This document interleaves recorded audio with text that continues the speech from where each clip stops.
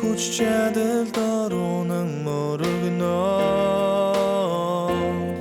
бүх дэлхийг нэгтгэх түүний төлөвлөгөө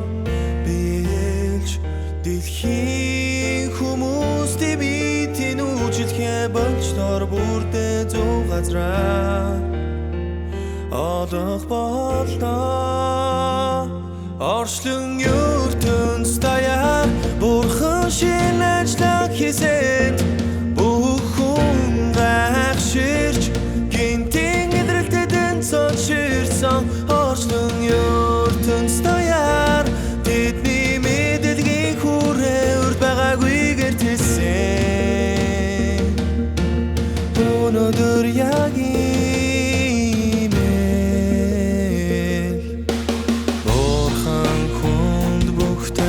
Sana tavдаг толодолгүй хүмүүс таван жаргалтай газар амьдарч дэндүү гонгийг дахин мэдрэхгүй түүний төлөвлөгөө газар бидэн хүн оршдог учраас бурхан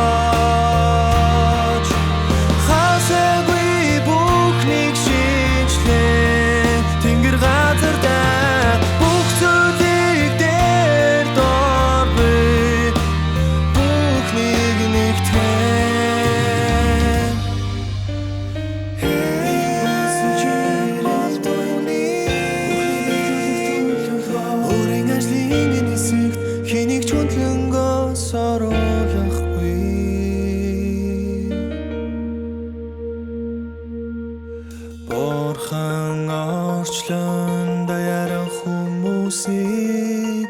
сэнтийн өмнө захирах болно